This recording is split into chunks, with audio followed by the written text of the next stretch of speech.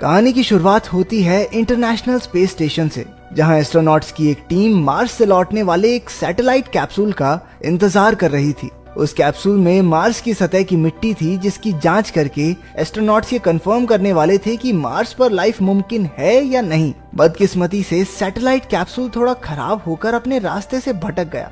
Rory ने अपना space suit पहना और स्पेस स्टेशन से बाहर जाने के लिए तैयार हो गया। वो एक मैकेनिकल आर्म के जरिए सैटेलाइट कैप्सूल को पकड़ने वाला था। स्पेस स्टेशन में तनाव का माहौल था। उनकी कमांडर इकैटरीना और एक एस्ट्रोनॉट शो कमांड सेंटर में ऑपरेशन पर निगरानी रख रहे थे। जैसे ही कैप्सूल उनकी ओर बढ़ता जा रहा था, स्टेशन में घबराहट और चिंता बढ़ रही थी। रोरी ने आर्म को कैप्सूल की तरफ घुमाया और झटके से दोनों के मिलते ही पूरे स्टेशन को एक जोरदार झटका लगा। सभी एस्ट्रोनॉट्स ने खिड़की पर इकट्ठा होकर देखा कि रोरी कैप्सूल को पकड़ने में कामयाब हो गया था। इकैटरीना ने खुशी से नासा को अनाउंस किया कि कैप्सूल उनके स्टेशन पर लैंड हो चुका है। लैब में ह्यू ने मिट्टी के सैंपल को ध्यान से एक माइक्रोस्कोप में रखा। उसने देखा कि एक जीव लगभग फॉसिल हो चुका था, यानी कि बहुत लंबे समय पहले खत्म होकर अब मिट्टी में प्रिजर्व हो गया था। ये सिर्फ एक सेल के ऑर्गेनिज्म जैसा था। ह्यू ने उसे छेड़ने की कोशिश की, लेकिन कोई रिएक्शन नहीं हुआ। उसने वहाँ पृथ्वी जैसा एटमॉस्फेयर तैयार करके उसमें ग्रोथ हार्मोन जोड़ दिया। सब ये देखकर हैरान रह गए कि वो जीव अब हिलने लगा था। ह्यू चाहकर भी अपनी खुशी छुपा नहीं पा रहा था, क्योंकि आखिरकार उन्होंने दूसरे प्लेनेट पर लाइफ की खोज कर ली है। ये खबर पृथ्वी तक पहुंची, जहां पर सभी लोग बहुत एक्साइटेड थे। इस जीव का नाम कैल्विन रखा गया। अगले दिन ह्यू ने देखा कि कैल्विन ने बहुत तेजी से बढ़कर सैकड़ों सेल्स का न्यूरल नेटवर्क बना लिया था। कैल्विन का हर एक सेल अपने आप में सारे काम कर सकता था। उसका हर एक सेल दिमाग भी था, मसल भी और आंखें भी। ह्यू उसे छू कर खेलने लगा। रात को शो ने अपनी पत्नी से बात की, जो उसके बच्चे को जन्म देने वाली थी। उसने सबको अपनी बेटी से भी मिलवाया। इसके बाद सब अपने अपने काम पर लग गए। ह्यू अभी भी बार बार कैल्विन को छेड़ रहा था। कुछ हफ्ते ऐसे ही बीत गए। एक दिन स्टेशन में इमरजेंसी अलार्म बजने से सब चौंक गए। रोरी, मिरांडा और ह्यू तुरंत लैब में पहुंचे। ह्यू को एहसास हुआ कि शायद उसी से कोई गलती हुई होगी। मिरांडा का मानना था कि उन्हें कैल्विन को बंद ही रखना चाहिए, क्योंकि अभी वो उसे पूरी तरह समझ नहीं पाए हैं। ह्यू ने चिढ़कर कहा कि कैल्विन को कोई बीमारी भी तो हो सकती है, जिस पर रोरी ने उसे गुस्से से समझाया, कोई मिल गया का जादू नहीं है ये, क्या पता क्या नुकसान कर देगा। सबने हिसाब लगाया कि लैब की गड़बड़ी की वजह से कैल्विन अब हाइबरनेशन में चला गया है, जिससे उन्हें उसकी जांच करने का और मौका मिलेगा। ह्यू ने मिरांडा को समझाया कि उनके लिए कैल्विन के सेल्स को करीब से समझना कितना जरूरी है। हो सकता है कि कैल्विन में उन्हें किसी जानलेवा बीमारी का इलाज मिल जाए। उसने कैल्विन को इलेक्ट्रिक शॉक देकर एक बार फिर जगाने की कोशिश की। कई झटके देने के बाद आखिरकार कैल्विन झट से जाग गया और ह्यू के हाथ को कसकर पकड़ लिया। सब शांत होकर ह्यू को अपना हाथ छुड़ाते देख रहे थे, लेकिन कैल्विन की पकड़ बहुत ही मजबूत थी। वो जोर से ह्यू के हाथ को भींच रहा था, जिससे वो जोर जोर से चिल्लाने लगा। उसने ह्यू की उंगलियों को अजीबोगरीब तरीके से मोड़ दिया। क्रू मेंबर्स उसकी मदद करना चाहते थे, लेकिन मिरांडा एक और आदमी की जान को खतरे में नहीं डालना चाहती थी। इस बहसबाजी में कैल्विन ने ह्यू का हाथ तोड़ डाला और वो बेहोश होकर वहां फ्लोट करने लगा। कैल्विन इलेक्ट्रिक वॉन्ड की मदद से ग्लव्स को फाड़कर कंटेनर से बाहर आ गया। अब उसने लैब के एक चूहे को अपना शिकार बनाया। एक झटके में उससे लिपटकर उसने चूहे को खत्म कर दिया।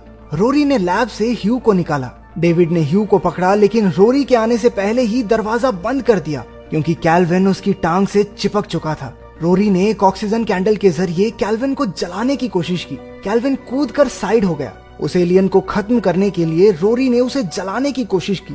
कैल्विन लैब में जान बचाता इधर उधर भाग रहा था। रोरी ने भी अपने छोटे फ्लेम थ्रोअर के साथ उसका पीछा किया और एक पल के लिए उसे लगा कि उसने कैल्विन को कैद कर लिया है, लेकिन चेक करने पर पता चला कि वो शेल्फ एकदम खाली था।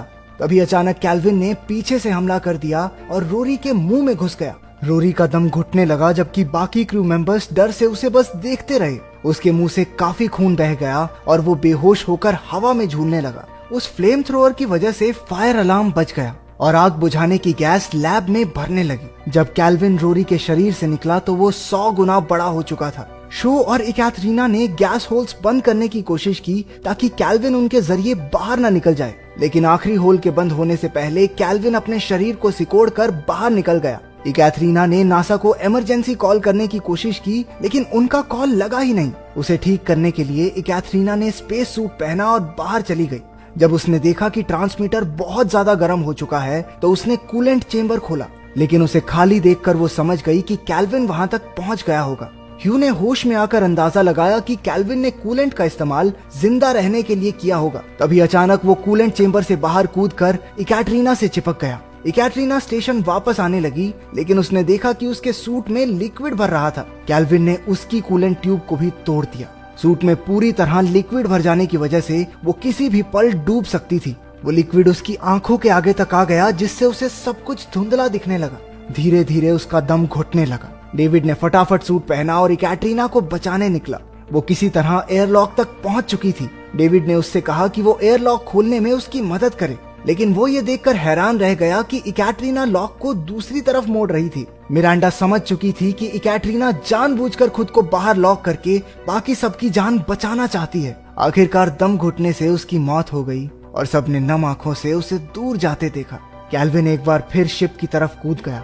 ह्यू ने सबको शांत करते हुए समझाया कि कैल्विन काफी समय से बाहर है और अब वो ज्यादा देर जिंदा नहीं रह सकता। लेकिन शो ने बताया कि कैल्विन अब भी थ्रशर्स के जरिए स्टेशन में आ सकता है। उसे अंदर आने से रोकने के लिए जब भी थ्रशर्स पर कोई हलचल होती, शो उसे जला देता। बदकिस्मती से थ्रशर्स को बार बार चलाने के चक्कर में स्टेशन अपने रास्ते से भटक गया। शो को बाकी बचे फ्यूल का इस्तेमाल स्टेशन को वापस रास्ते पर लाने के लिए करना पड़ा। इस सब के बीच कैल्विन एक बार फिर छिपते छिपाते स्टेशन में आ पहुंचा। ह्यू को एहसास हुआ कि कैल्विन की प्रजाति ने हजारों साल तक मार्स पर राज किया होगा, लेकिन जब मार्स का एटमॉस्फेयर खत्म हुआ होगा तो प्रजाति हाइबरनेशन में चली गई। उसने आइडिया दिया कि उन्हें स्टेशन पर वही कंडीशंस पैदा करके कैल्विन को हाइबरनेशन में भेजना होगा। प्लान के मुताबिक वो सभी एक कैप्सूल में सील हो गए और बाकी के स्टेशन की ऑक्सीजन पूरी तरह खत्म कर दी। ह्यू इस सारी दुर्घटना के लिए खुद को जिम्मेदार ठहराने लगा, लेकिन डेविड ने उसे शांत करते हुए कहा कि कैल्विन को रखना पूरी टीम का फैसला था। इसके बाद ह्यू कहने लगा कि कैल्विन उनका दुश्मन नहीं है, वो तो बस जिंदा रहने की कोशिश कर रहा है। ह्यू कमजोरी की वजह से फिर से बेहोश हो गया। बाकी सबने उसे जगाने की कोशिश की, लेकिन तभी मिरांडा ने उसकी टांग पर कुछ हिलता देखा। उसने जिप खोलकर देखा कि कैल्विन ह्यू की टांग को बुरी तरह से नोच रहा था। सब डर कर पीछे हट गए। मिरांडा ने कैल्विन को शॉक देने की कोशिश की, लेकिन इससे तो वो और चिढ़ गया। वो जल्दी से बाहर की ओर भागे और शो ने खुद को स्लीपिंग पॉड्स में बंद कर लिया। डेविड और मिरांडा ने देखा कि ह्यू अपनी आखिरी सांसें गिन रहा था। कैल्विन ने गलती से ह्यू का ट्रैकर भी निगल लिया था, जिससे अब वो उसकी हर हरकत पर नजर रख सकते थे। उन्होंने खुद को लॉक करके बाकी के कंपार्टमेंट्स की ऑक्सीजन बंद कर दी। कैल्विन का दम घुटने लगा। तभी उन्होंने खिड़की से देखा कि एक स्पेस शटल उनकी ओर बढ़ रहा था। मिरांडा ने बताया कि यह शटल उन्हें बचाने के लिए नहीं, बल्कि उन्हें स्पेस में धकेलने के लिए था। ये नासा का आखिरी हथियार था जिससे कोई भी एलियन धरती तक न पहुंच सके। लेकिन शो ये बात नहीं जानता था। उसे लगा वो शटल उन्हें बचाने के लिए भेजी गई है। वो अपने स्लीपिंग पॉड से निकला और लॉक खोलने लगा। उसके पीछे कैल्विन भी पहुंच गया। मिरांडा और डेविड ने उसे रोकने की कोशिश की, लेकिन अब बहुत देर हो चुकी थी। इंजन में कुछ खराबी होने से वो बाहर की ओर खिंचा जा रहा था। कैल्विन भी उसकी टांग पकड़कर ऊपर की ओर चढ़ने लगा। वो एलियन उसके दोस्तों तक न पहुंच सके, इसलिए शो ने उसे पकड़कर दोनों हाथ छोड़ दिए। हवा के प्रेशर ने उसे स्पेस स्टेशन से बाहर फेंक दिया, लेकिन वो एलियन अब भी स्टेशन को पकड़े हुए था। डेविड और मिरांडा ने कैल्विन को बाहर ही लॉक कर दिया। स्टेशन में खराबी आ चुकी थी और अब सब टूट फूट कर आपस में टकरा रहा था। डेविड ने देखा कि इस सारी गड़बड़ के चक्कर में स्टेशन एक बार फिर से अर्थ की ओर मुड़ गया था। वो 30 मिनट के अंदर अर्थ के एटमॉस्फेयर में पहुंचने वाले थे। उसने ऑक्सीजन के भूखे उस एलियन को ऑक्सीजन कैंडल का लालच देकर पकड़ने का प्लान बनाया। उसने फैसला किया कि कैल्विन को एक एस्केप पॉड में ले जाकर खुद उसके साथ अंतरिक्ष की गहराइयों में खो जाएगा, लेकिन मिरांडा एक दूसरे पॉड में पृथ्वी पर जाएगी और सबको बताएगी कि उनके साथ क्या हुआ। प्लान के मुताबिक डेविड ऑक्सीजन कैंडल लेकर निकल पड़ा। कैल्विन मौका पाते ही उस कैंडल पर बुरी तरह चिपट गया। डेविड इसी तरह उसे ललचाकर एस्केप पॉड तक ले आया, जहां उस एलियन ने उस पर हमला कर दिया। दूसरी तरफ मिरांडा अपने पॉड तक पहुंची। डेविड ने अपना एस्केप पॉड पृथ्वी से दूर लॉन्च कर दिया और मिरांडा का पॉड भी लॉन्च हो गया। मिरांडा ने सारी कहानी रिकॉर्ड की और सलाह दी कि अगर कैल्विन अर्थ पर पहुंच भी गया तो हर मुमकिन तरीके से उसे मार दिया जाए। अचानक दोनों पॉड्स में गड़बड़ी होनी शुरू हो गई। उस एलियन ने डेविड को बुरी तरह नोचना शुरू कर दिया। वो दर्द में चिल्लाता रहा। वो दोनों पॉड्स अपने रास्ते से भटकने लगे। आखिरकार उनमें से एक अर्थ के एटमॉस्फेयर तक पहुंचा और दूसरा अंतरिक्ष के गहरे अंधेरे में खो गया। वो पॉड सीधा जाकर समुद्र में गिरा। कुछ मछुआरों ने उसे देखकर बाहर निकाला। उन्होंने पॉड में डेविड के मांस को तार तार देखा। उधर मिरांडा अंतरिक्ष की गहराइयों में खोती जा रही थी। उधर मछुआरे पॉड को खोलकर डेविड को बचाने की कोशिश कर रहे थे। अंदर से उसने उन्हें रोकने की बहुत कोशिश की, लेकिन वो उसका इशारा समझ ही नहीं पाए। कुछ और बोट्स भी वहां पहुंच गई। उनमें से कोई नहीं जानता था कि वो अपने ग्रह की बर्बादी का दरवाजा खोल रहे हैं।